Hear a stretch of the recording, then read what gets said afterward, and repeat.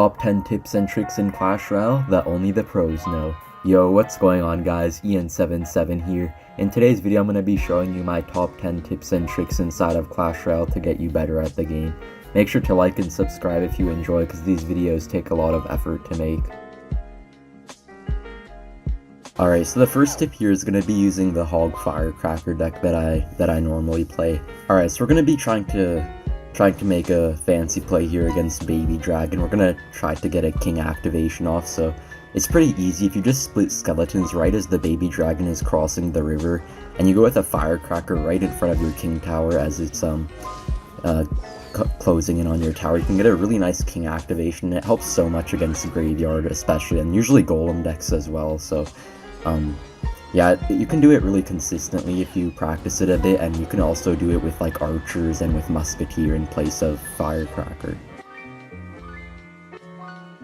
Alright, hopping in the second tip here, it's going to be another tip using Hog EQ with Firecracker.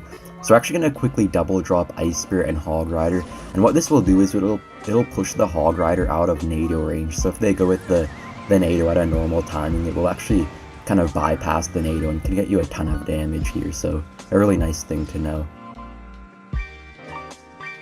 Alright, hopping in the third tip here, we're going to be using Hog EQ once again, and it's going to be a really good tip against log bait. So if they go with a Goblin Barrel Princess at the river, you can actually get a super well timed log and actually still hit both of them, and you will take very minimal damage. So you have to be like really precise on the timing, but it's a really good tip to know.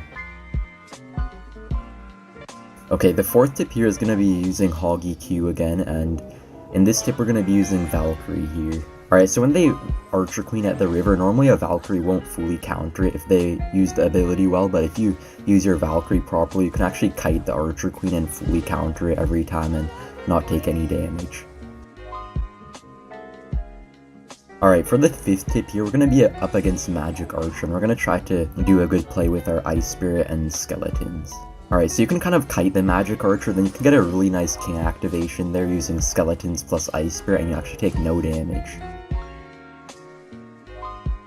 Okay, so for tip number 6 here, we're going to be using the Hog Executioner deck, and we're going to be up against Graveyard. So if you use a really well-timed NATO when you're facing a Graveyard deck with any sort of NATO deck, you can actually activate your King Tower and have a really nice matchup from there.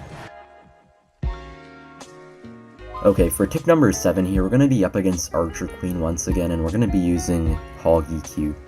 Alright, so the trick here is when they go with the Archer Queen at the bridge, if you go with a really quick Ice Spirit and Skeletons, you can actually kill the Queen before they have the chance to activate the ability, which can be super helpful, especially if they're not expecting it, so really nice play to know.